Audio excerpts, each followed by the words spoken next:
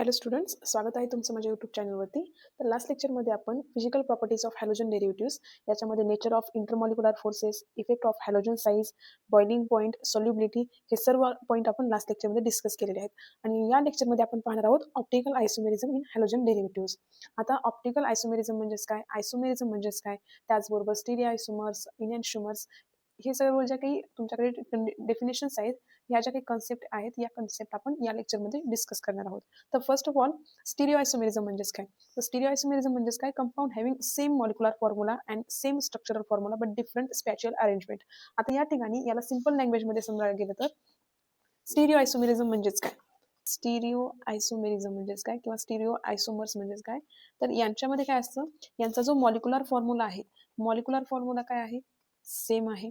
त्यांच्यामध्ये जो जो काही स्ट्रक्चरल फॉर्म्युला आहे, तो स्ट्रक्चरल फॉर्म्युला पण काय आहे, सेम आहे. बट यांच्यामध्ये जी काही अरेंजमेंट आहे, ती अरेंजमेंट काय आहे यांच्यामध्ये, डिफरंट आहे. आता ती अरेंजमेंट डिफरंट कशी, तर त्याचे तुम्हाला दोन टाइप्स आहेत स्टिरिओ आयसोमर्सचे. म्हणजे त्यांच्यामध्ये जी अरेंजमेंट आहे ती अरेंजमेंट कशी आहे, डिफरंट आहे. समजा तुमच्याकडे आहे इथे CH डबल बॉन्ड CH, इथे CH3 प्रेझेंट आहे, इथे CH3 प्रेझेंट आहे, इथे एक हायड्रोजन आणि इथे एक हायड्रोजन. आता हे झालं एक स्ट्रक्चर.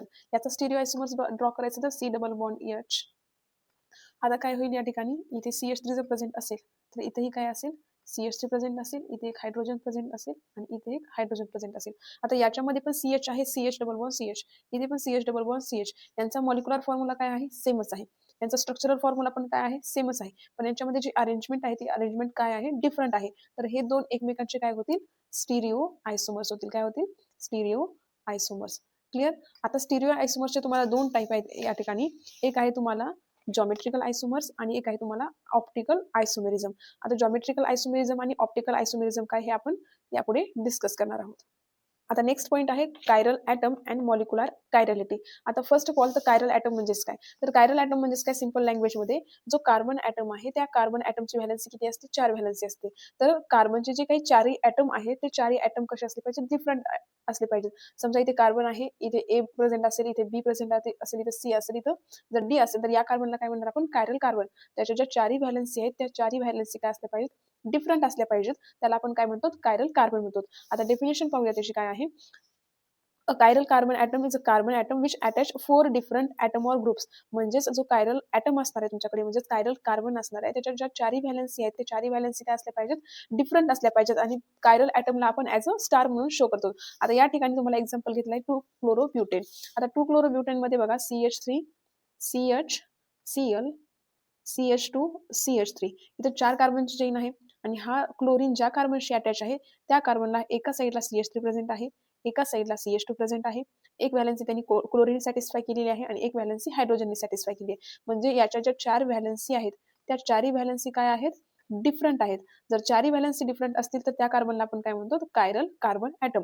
आणि जर समजा कार्बन त्या स्ट्रक्चरमध्ये जर कायरल असेल तर पूर्ण स्ट्रक्चर आपण काय म्हणतो, कायरल मॉलिक्यूल म्हणतो.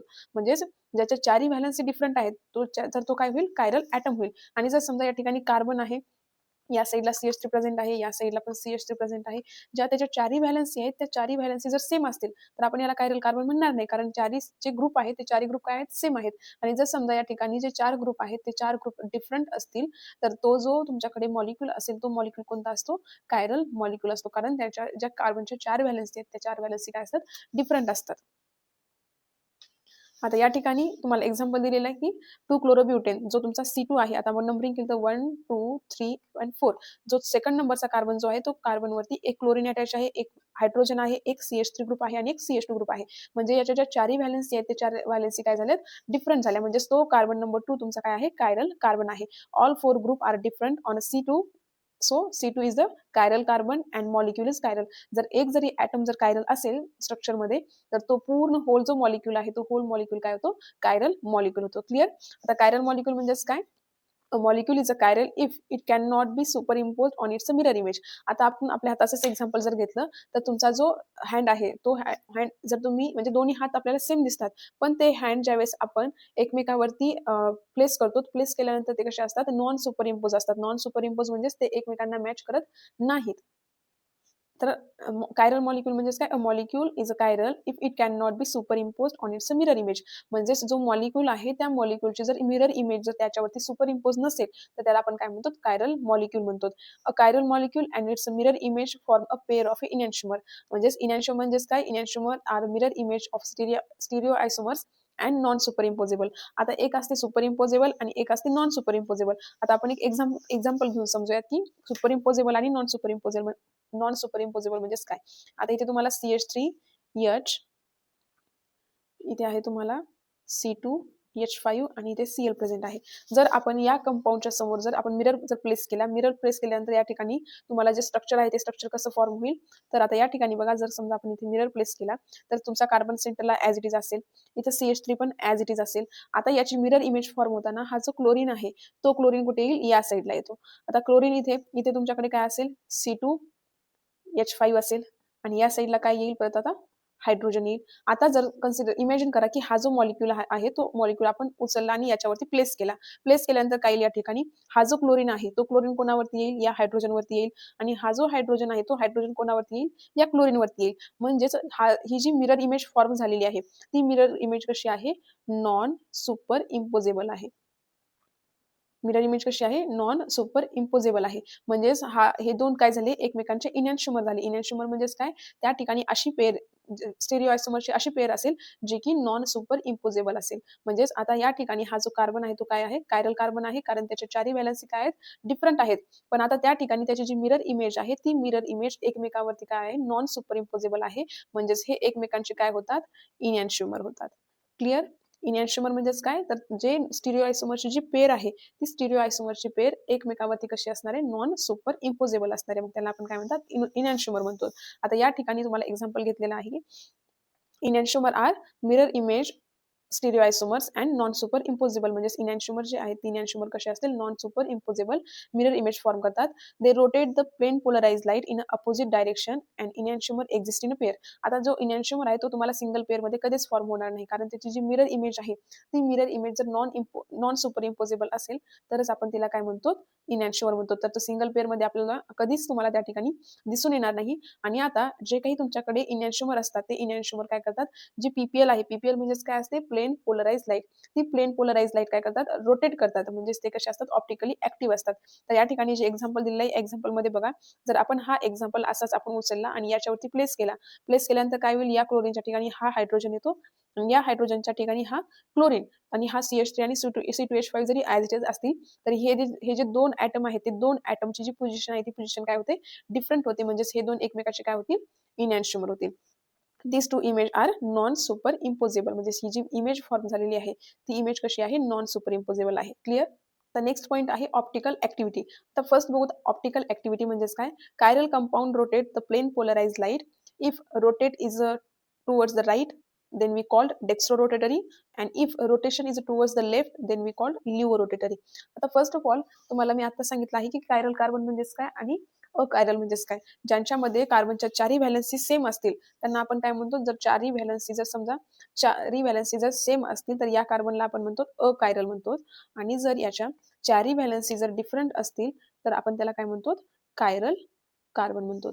आता हा जो कायरल कार्बन आहे किंवा तुमच्याकडे जो कायरल कंपाऊंड आहे तो कायरल कंपाऊंड जर प्लेन पोलराइज लाईट म्हणजेच आपण त्याला शॉर्टमध्ये काय म्हणतो? PPL म्हणतो.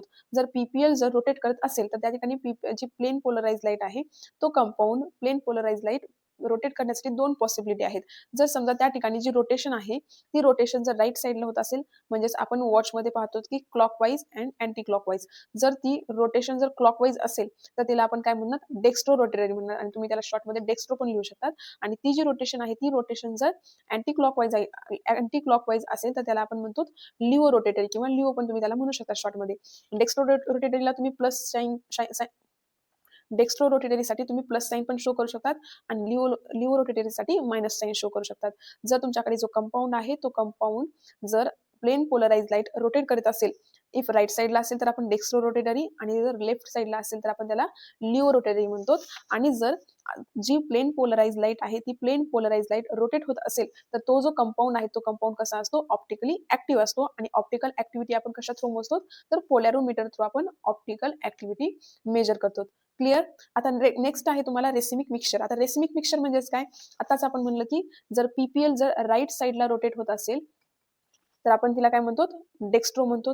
आणि जर पीपीएल लेफ्ट साईडला रोटेट होत असेल तर तिला आपण काय म्हणतो, लिओ रोटेटरी म्हणतो किंवा लिओ म्हणतो. तर मग आता या ठिकाणी तुम्हाला काय आहे, रेसिमिक मिक्सचर म्हणजेच काय, तर रेसिमिक मिक्सचर म्हणजेच काय, याच्यामध्ये काय होतं, जी पीपीएल आहे ती पीपीएल प्लस आणि मायनस म्हणजेच ती डेक्स्ट्रो आणि लिओ रोटेटरी दोन्ही पण रोटेशन देते. जर समजा त्या ठिकाणी जो कंपाऊंड आहे तो कंपाऊंड जर दोन्ही रोटेशन देत असेल, racemic mixture contain equal amount of D and L enantiomers. आता या ठिकाणी डी म्हणजेच काय आहे, डेक्स्ट्रो, आणि एल म्हणजेच काय आहे, लिओ. जर तुमच्याकडे जे मिक्सचर आहे, जे कंपाऊंड आहे, ते कंपाऊंड 50% डेक्स्ट्रो रोटेशन देत आहे आणि 50% जर लिओ रोटेटरी रोटेशन देत असेल तर तो जो कंपाऊंड आहे तो कंपाऊंड आपण काय म्हणतो, रेसिमिक मिक्सचर किंवा त्याला आपण रेसिमिक कंपाऊंड म्हणू शकतो. तर या ठिकाणी the racemic mixture contains equal amount of D L enantiomers, their optical rotation cancel each other.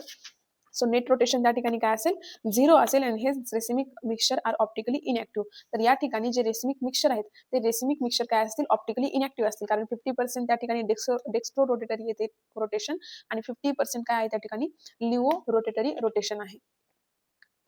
आता नेक्स्ट आहे रेसिमिक मिक्सचर. आता रेसिमिक मिक्सचर म्हणजेच काय, रेसिमिक मिक्सचर म्हणजेच काय, आताच आपण पाहिलं की जे काही तुमच्याकडे कंपाऊंड आहे तो कंपाऊंड जर राईट साईडला रोटेट होत असेल तर आपण त्याला काय म्हणतो, डेक्स्ट्रो म्हणतो. आणि डेक्स्ट्रोला तुम्ही स्मॉल डी ने पण शो करू शकतात किंवा प्लस साईनने पण शो करू शकतात. आणि जो तो जो कंपाऊंड आहे तो जर कंपाऊंड लेफ्ट साईडला रोटेट होत असेल तर त्याला आपण म्हणतो लिओ, किंवा त्याला तुम्ही निगेटिव्ह साईनने पण आणि स्मॉल एलने पण काय करू शकतात, शो करू शकतात. आता या ठिकाणी रेसिमिक मिक्सचर म्हणजेच काय, तर जो रेसिमिक मिक्सचर आहे तो काय करतो, ती जी पीपीएल आहे ती पीपीएल 50% राईटला पण रोटेट होते आणि 50% लेफ्टला पण रोटेट होते. जर दोन्ही साईडला ती रोटेट होत असेल तर ती जी रोटेशन आहे ती रोटेशन काय होते, त्या ठिकाणी कॅन्सल होते. म्हणजे जे काही तुमच्याकडे नेट रोटेशन फॉर्म होणार आहे ती रोटेशन किती असेल त्या ठिकाणी, 0 डिग्री असेल, कारण 50% डेक्स्ट्रो आणि 50% लिओ. तर मग जी रोटेशन आहे ती रोटेशन ऑप्टिकली रोटेशन काय होतं, ते कॅन्सल इच अदर आणि नेट रोटेशन तुमच्याकडे किती येईल, 0 डिग्री सेल्सियस 0 डिग्री येईल. तसं हे आर ऑप्टिकली इनॅक्टिव्ह. तर तो जो कंपाऊंड आहे तो जो कंपाऊंड रेसिमिक मिक्सचर, त्या ठिकाणी जे काही तुमच्याकडे रोटेशन आहे ती रोटेशन कशी आहे, डेक्स्ट्रो पण आहे 50% आणि लिओ पण आहे 50%. तर तो जो कंपाऊंड आहे तो कंपाऊंड कसा असेल, ऑप्टिकली इनॅक्टिव्ह असेल, ऑप्टिकली इनॅक्टिव्ह. क्लिअर. तर आता आपण काय काय स्टडी केला की स्टिरिओ आयसोमर्स म्हणजेच काय, स्टिरिओ आयसोमर म्हणजेच काय, तर स्टिरिओ आयसोमर म्हणजेच काय, त्यांच्यामध्ये जे काही कंपाऊंड आहेत त्या कंपाऊंडचा मॉलिक्युलर फॉर्म्युला सेम असेल, त्यांचे जे काही स्ट्रक्चर आहे ते स्ट्रक्चरल फॉर्म्युला पण सेम असेल, पण त्यांच्यामध्ये जे काही ॲटमची अरेंजमेंट आहे ती ॲटमची अरेंजमेंट डिफरंट असेल.